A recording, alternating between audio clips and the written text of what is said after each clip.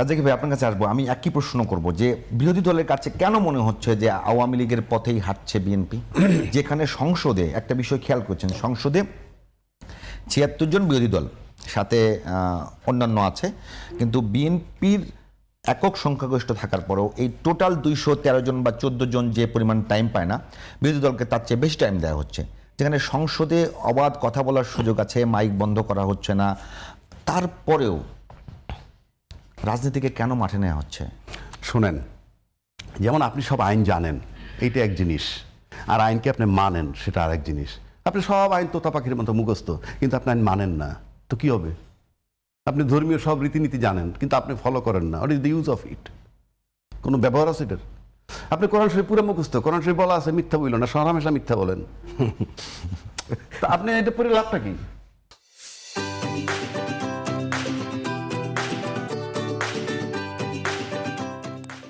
আপনি আইনটা কি? সবাই মিলে যেটা সিদ্ধান্ত নেব যে আমরা এটা করব, সেটাই তো আইন হয়ে যায় নাকি? সবাই মিলে যেটা সিদ্ধান্ত নিব, তো সবাই মিলে সিদ্ধান্ত নিলাম গণভোট করব, করা হইলো, এখন কইতেছেন আইনে নাই। তা আপনি তো ফ্রম ডে ওয়ান ডাউট ঢুকাই দিলেন, তো আমি ডাউট ঢুকছে কিনা খুব স্বাভাবিক। আচ্ছা, ২ নম্বর আসেন, বিএনপি সবচেয়ে নির্যাতিত দল, ১৬ বছর টর্চার্ড হয়েছে। আমি যদি খুব এক্সাম্পল দিই, মরণোত্তর টর্চার যেটা, সেটা হলো জিয়াউর রহমান সাহেবের খেতাব কেড়ে নিতে চাইছিল, জিয়াউর রহমান সাহেবের কবরটা তুলে নিতে চাইছিল, মনে আছে?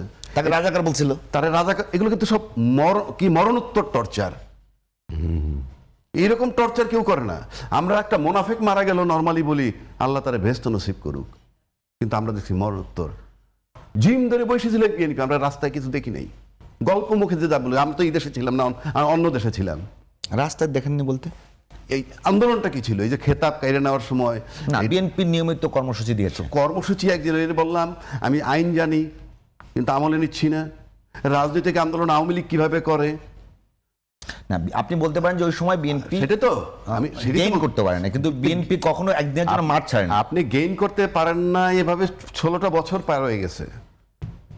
১৬টা বছর কনফার্ম করছে যে আপনারা গেইন করতে পারবেন না। যাই হোক, তারপরে সহায়ক শক্তি আসছিল। আপনার কাছে কি মনে হয় না যে ১৬ বছরে বিএনপির কার্যক্রমে একটা ব্যাপক জনমত তৈরি হয়েছে? অফকোর্স, ওটা রিফ্লেকশন এসে পড়ে না, সেটা তো 16 বছর যদি সরাইতে লাগে, মানুষ বাঁচে কয় বছর? এটা কথার কথা। এখন একটা ছবির কথা বলতে হয়, একটা ছবির কথা বলতে হয়। কোনটা জানেন?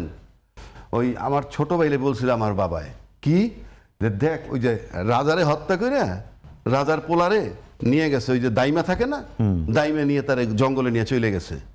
ওইখানে রাজার পোলা বলেছে আর সেনাপতি দেশ দখল করছে। তখন 25 বছরের যুবক যখন সে টক বগে, তখন সে একটা প্রেমে পড়ে। তো এক নায়িকার সাথে প্রেম হয়েছে তার, আর তার ভিতরে ওই জিজ্ঞাসা যে রাজ্য দখল করতে হবে, তার বাপের হত্যা করছিল সেনাপতি। তারপরে আইসা 25 বছর পরে আইসা রাজ্য দখল করছে। দখল করার পর আমার বাপে বলতেছে, দেখ বাপকা বেটা, এই দেখ, মানে খুব প্রাউড।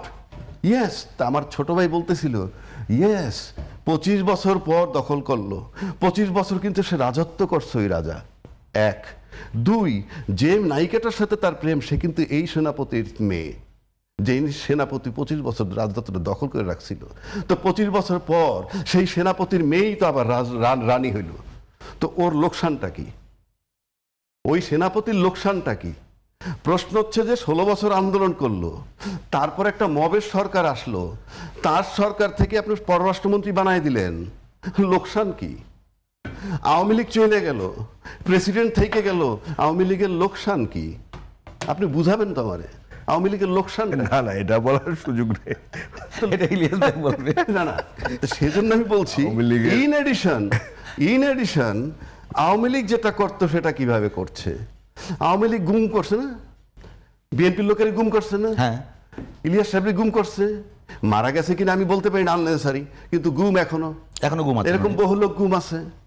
সেই লোককে যাতে আর গুম না হয় এরকম, সেটা তো গুম অধ্যাদেশ করা হইলো, রাষ্ট্রপতি করলো, আপনি এসে বাতিল করে দিলেন। আমি আস্থায় নিব কেমনে আপনাকে?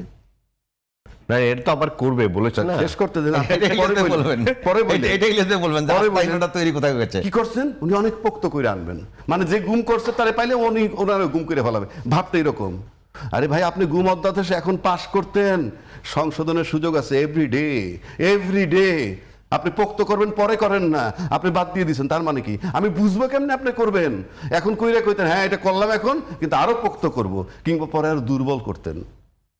2 নম্বর আসেন বিচার নিয়োগ অধ্যাদেশ, যে একটা জায়গা ঠিক হলে গণতন্ত্র 50% 60% ফেরত এসে যায়, সেইটার উপরে বাদ দেওয়ার মানে নির্বাহী বিভাগের অধীনে নিয়ে নিলেন বিচার বিভাগ। এখন একজন মন্ত্রী যখন আদালত ফরাতি হাঁটবে, জজ সাহেব তারা দেখলে ভাববে বাবারে উনি আমার নিয়োগকর্তা। আপনার ওই কি DAC panel, attorney general panel, তাদেরকে যখন এরা আমাদের নিয়োগকর্তা। এই যে আতঙ্ক আপনি তৈরি, তার মানে কি জন্য করলেন আপনি? আপনি এগুলো সংশোধন করা যাইতো, আপনি নিতেন। কাজে এই যে বলছে যে আওয়ামী লীগের রূপান্তর, আওয়ামী লীগ লোক তো অলরেডি আছে সেই সেনাপতির মতো, এখনো রাষ্ট্রপতি বহাল। আবার প্রেম হচ্ছে আওয়ামী লীগের লোকের সাথে। কেন? 30 জন যে সংসদের মহিলা নেত্রী নিল, এই যে এমপি, তার ভিতরে 2 জন আছে আওয়ামী লীগের। দল তো পরিবর্তন করতেই পারে, যেখানে সেটা আমি সেই চ্যালেঞ্জ করছি না, বলছে আছে তো তারা। একটা আছে কি মারমা, আপনিও কাল থেকে বিএনপির পক্ষে বলতে পারেন।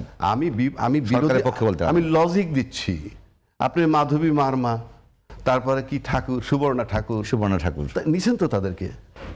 এই যদি রাজনীতি চাইলে তো ভাই, এই যে মারা গেছে ভুক্তভোগী সে, হ্যাঁ আপনি তাদেরকে স্যাটিসফাই করছেন। যারা ওই যে ক্যাঙ্গারু কোর্ট এখন যেটারে বলেন, এই ক্যাঙ্গারু কোর্টে তো এর আগেও নাকি মৃত্যুদণ্ড দিছে, তখন এটা ক্যাঙ্গারু কোর্ট ছিল না। কিন্তু যাদেরকে মৃত্যুদণ্ড হয়েছে তাদের পোলাপানগুলার কিন্তু এমপি বানাইছেন আপনি। মতিউর রহমান নিজামের ছেলে এমপি, সাইদি সাহেব দণ্ডভোগ করে মারা গেছে, তার ছেলে এমপি, কাশেম সাহেবের ছেলে এমপি, সালাউদ্দিন কাদের চৌধুরীর ছেলে এমপি। তার মানে কি? এটা হলো যন্ত্রণা লাঘবের নির্বাচন। এবং তারা সত্যি সত্যি রাজার মেয়েকে বিয়ে করার মতো। হ্যাঁ, রাজার মেয়েকে বিয়ে করছে, ওইরকমই তো। আপনি জিনিসটা মিলান না তো। সুতরাং এই যে রূপান্তরিত হয়েছে, এরা বলতেছে, আমি বলছি যে আমি এর আগেও একবার বলছিলাম সব আওয়ামী লীগের সাজানো। আপনি বলতে পারেন আওয়ামী লীগের বাড়িতে আমি কেয়ারটেকার হিসাবে আছি। এটা খুব নির্দয় মন্তব্য। এটি তাহলে আমি কি বলবো?